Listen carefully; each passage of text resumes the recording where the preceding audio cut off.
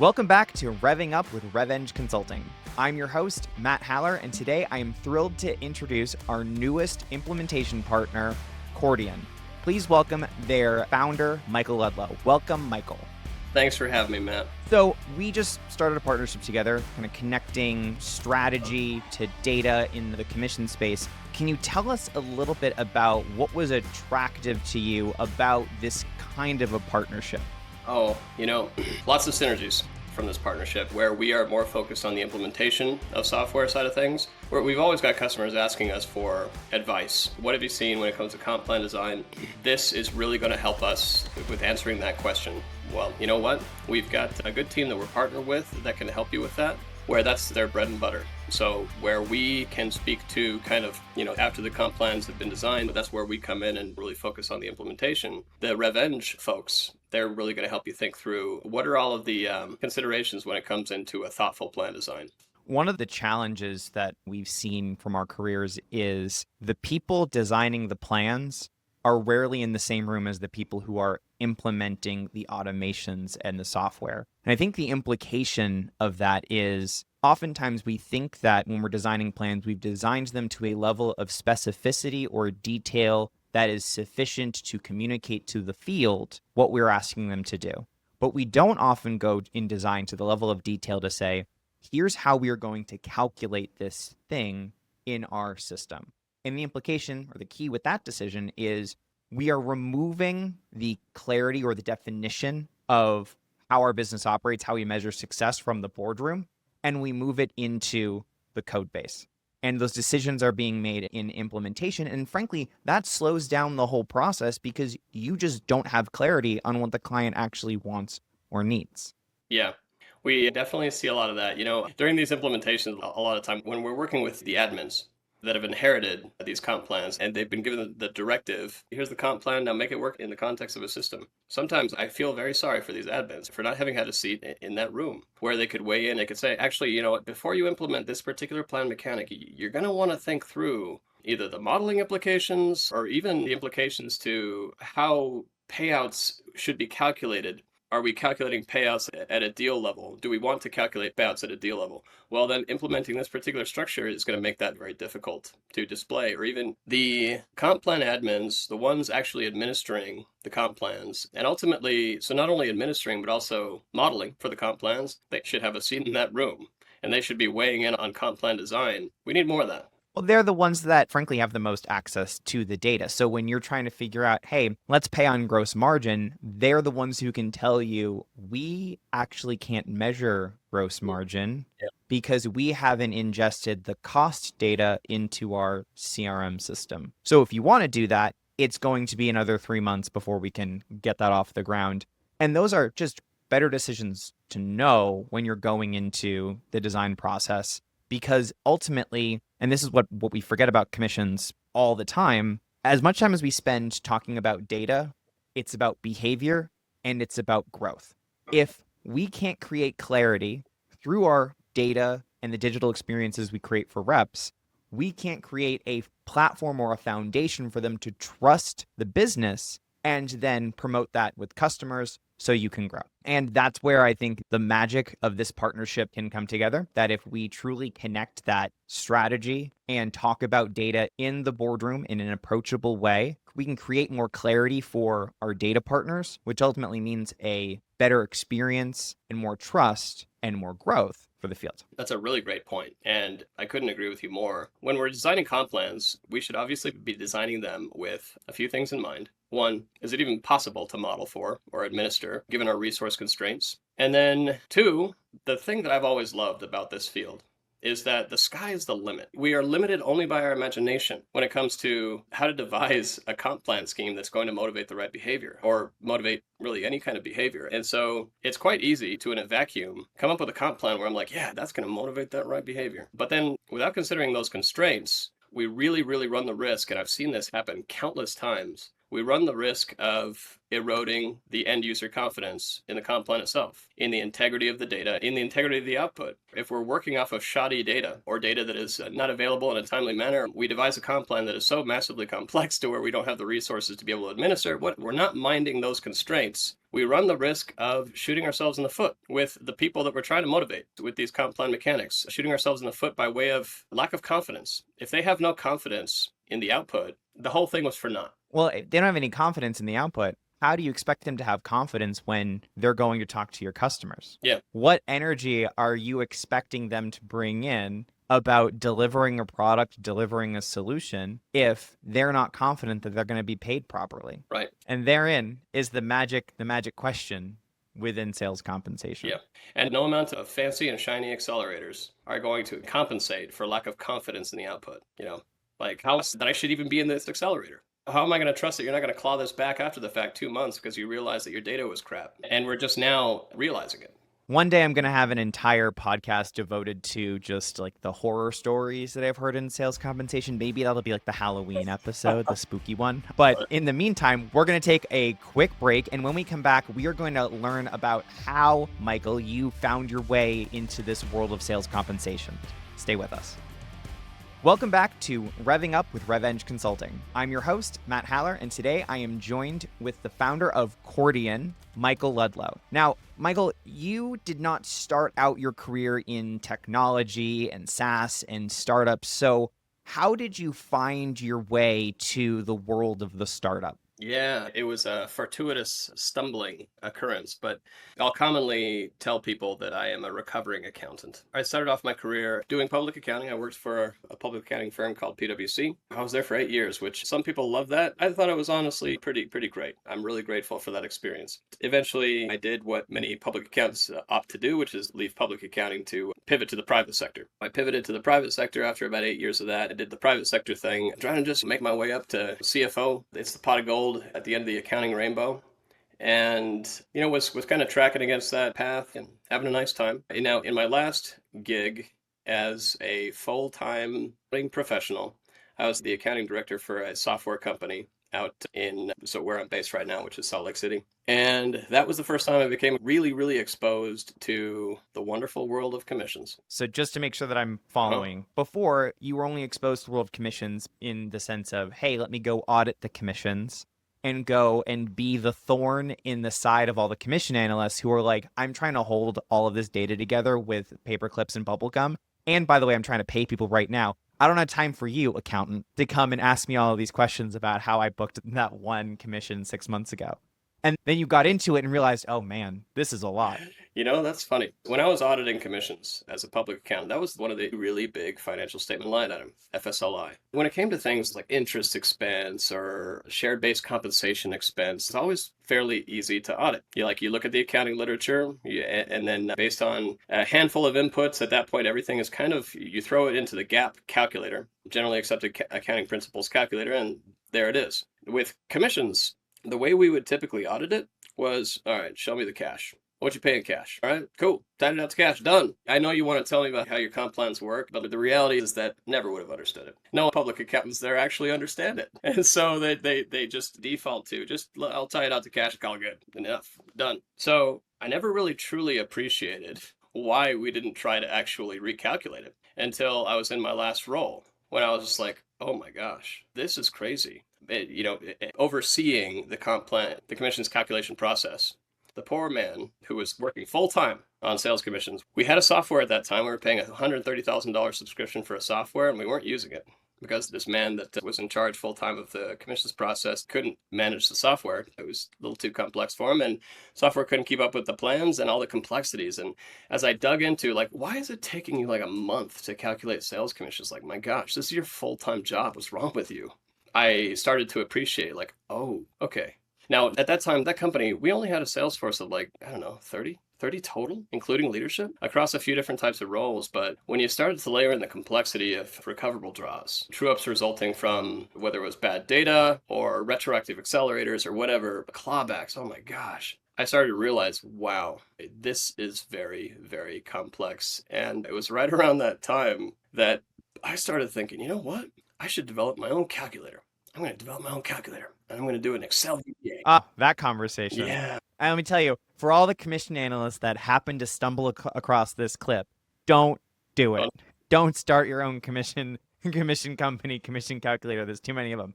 That being said, one of the things that I think I'm hearing from you is that when you were on the accounting side and you were like, I'm just going to make sure that what you said you paid in commission actually ties out to cash, great. You didn't really appreciate why companies might have problems or have trouble with their commissions, their calculations, and making sure that all those numbers actually tie out until you realize that, well, running a true commission program that handles things like recoverable draws, and sometimes you also have your ramping programs, and there's multipliers and all these different rules, very quickly your commission program becomes the world's most complex accounting ledger. And even with the most complex companies in the world, the amount of balances that you have to start carrying over starts to look like a damn accounting model more than I'm paying my sales reps. And therein becomes the data problem that I don't know if all CFOs appreciate. For sure. Just the total complexity associated with paying your reps is very, very underappreciated, I think, from the perspective of the CFOs and from the perspective of the sales ops folks that are actually devising these plans. Absolutely. Couldn't agree more. So at some point, you were at your wit's end and you said, I cannot continue this process anymore. And I assume you started to look for what else could be out there. I toyed with the idea. I was pretty seriously considering actually seeing if I could come up with a very sophisticated calculator using VBA and maybe outsource the coding. But I quickly realized, like, oh, no. I could develop a calculator that would work for this particular structure that we have right now. But what happens when you throw a wrench at it? What happens when you change one thing about the structure? Let's say you've got a 3-tier accelerator plan and you add 4 tiers, boom, the whole thing is going to break. And that's when I just quickly realized, like, okay, screw that. I'm not going to do that. So we went on the hunt for a solution, actually, and that's when we discovered CaptivateIQ, which is one of the vendors in the ICM space. And CaptivateIQ's pitch was, hey, look, we are not a black box.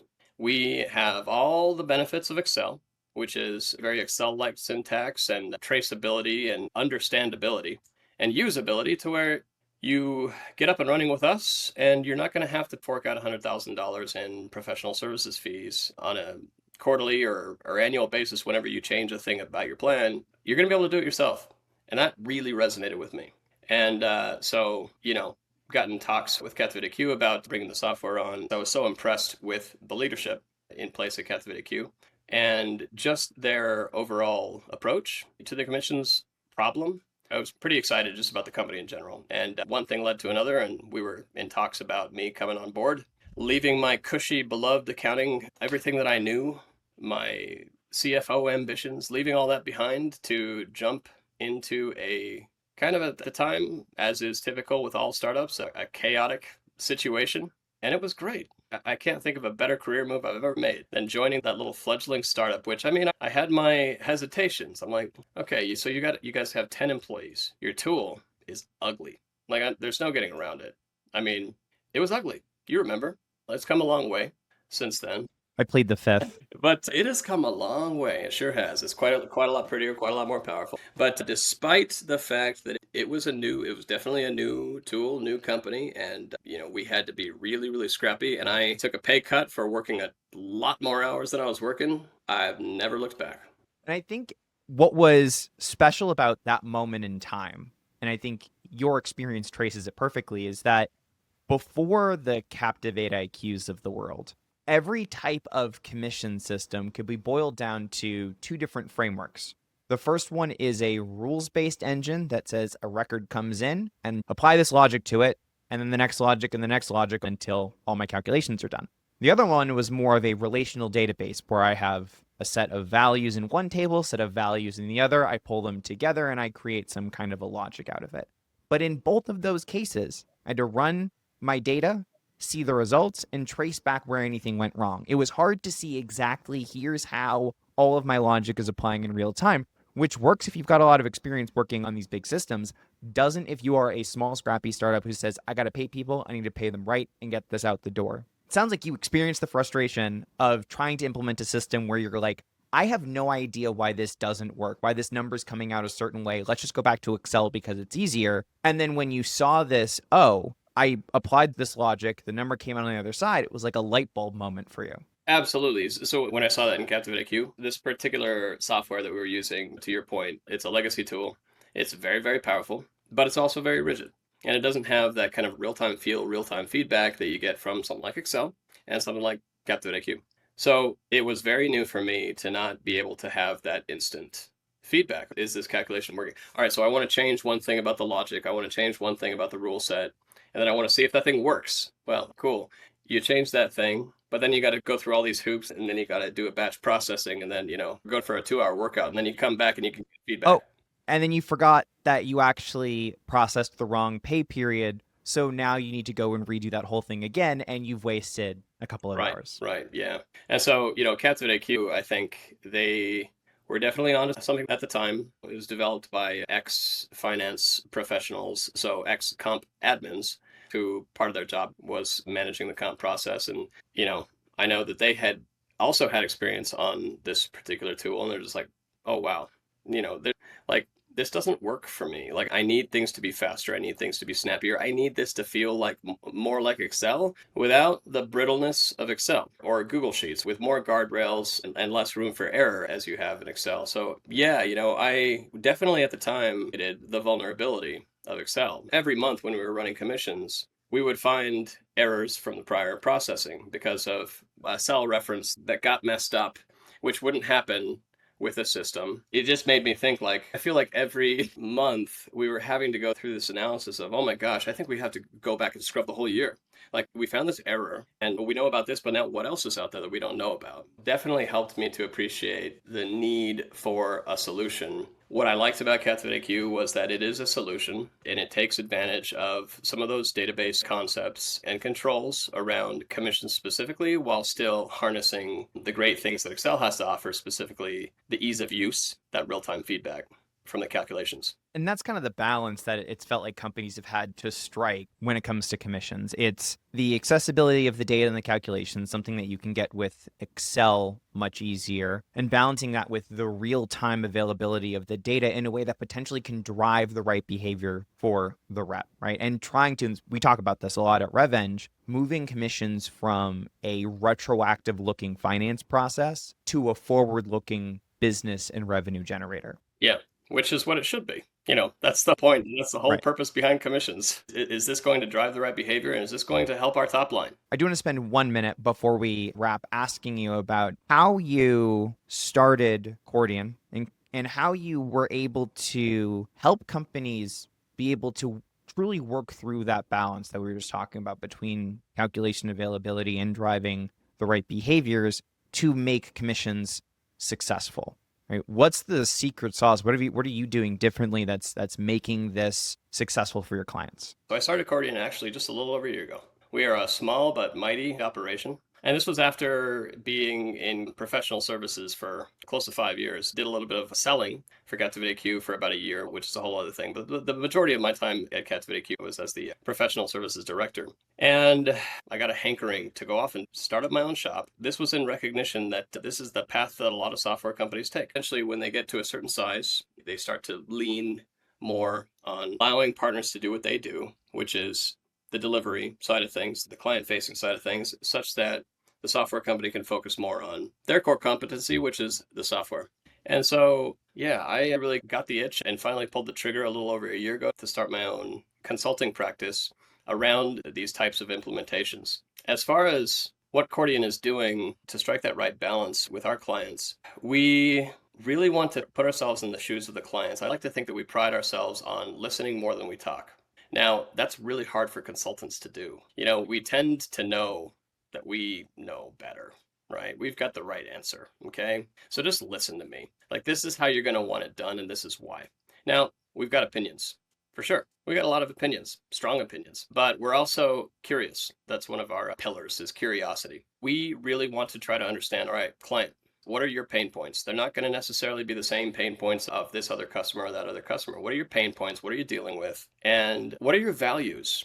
Consulting firms don't talk enough about what are customers' values. We tend to fall into this trap of just assuming that we know what their values are and that we know what configuration is going to be the best for them. Captivate IQ, it's highly configurable, highly customizable. And so I'd like to think that we really want to play to its strengths by consulting with clients about understanding what are their strengths, what are their abilities, what are their weaknesses, what are their pain points, and then how do we marry those constraints, those opportunities up with their values and up with the system to get the system to be working for them in a way that maximizes value. I really feel like that boils down to curiosity and listening.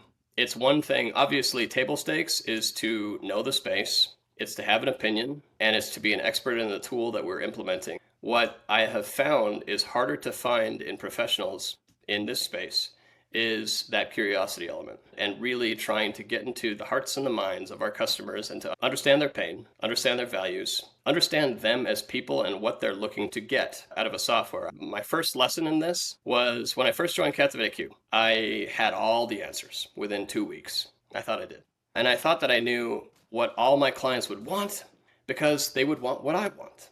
Surely. And one of my clients was a San Diego-based public company, and I was working with a lady named Chris, and she had communicated to me her requirements and how all the comp plan logic works, and we'd been working together for maybe 1.5 months at this point. We were well into the implementation, and I was just automating everything. I'm like, yeah, we can automate that, we can automate that, everything's going to be automated, it's going to be amazing. And it became pretty clear that she was kind of in over her head with just the complexity of the thing that I was building for her. I was building her a rocket ship because I would want a rocket ship in her place, but it eventually became clear to me that she didn't want a rocket ship. That's not what she valued. She, in a very, very nice and tactful way, at one point, she was looking at something that I built for her to automate a quota, the impact of seller ramping to their quota, and then automating the haircut to quota while they're ramping, and then marrying that to the draw and the guarantee and all this stuff. And I'm like, look at it. And she's just like, yeah, this is great. I really, really love it. You know what, Michael? I want the system for the statements. Okay? Like, I'd rather calculate this stuff. I'd rather just calculate it offline. And I listened to that and I was, oh, wow. So what is valuable to Chris is not necessarily what is value add to me. It's the beauty is in the eye of the beholder thing. It's so easy to lose sight of that. And at that point, I swallowed my pride. I stared into the void for a few seconds while I realized that I had wasted a massive amount of time over-engineering her solution. And I said, all right, Chris, statements it is. You can calculate this stuff offline. We're going to take this stuff and we're going to scrap it. You don't need it. It's too complex. You don't need it. More automation than you were looking for. From that point on, that was a valuable lesson to me that I learned, thankfully, early on, which is ask your clients up front, what do you value? What do you want out of this implementation? What do you want out of this solution? How engineered do you want things? How automated do you want things? How do you intend to interact with the tool? Questions, be curious. And I wasn't curious enough. And now, I still run into situations where I'm not curious enough. But that is our North Star that we constantly strive for, which is put yourself in the shoes of your clients, be curious, and then let that inform how you go about implementing them, how you go about configuring for them, etc. It's a great story. It's very apropos, especially for going back to the beginning of this whole episode, the partnership that we're starting, because it's really hard when your day is data objects and fields integration and automation to think, what's the goal here? What's the behavior we're trying to drive? Because that's not the conversation. It's here's your plan documents. Here's my Salesforce login. Go make these calculations work. Because once again, you weren't in the room when we were talking about how the plan should operate in the first place. But when the commission plans come to life for the people that talk to your customers in a system and tool, you are obligated to make sure that experience is clear and transparent and aligns to your company values, because that's how it's going to come to life for them every single day. We are going to wrap for this week. Thank you for joining us for another episode of Revving Up with RevEng. When we come back next week, we're going to talk to Michael about how he increased the average sales price of professional services in a really tough market. We'll see you next week. Thanks, Matt.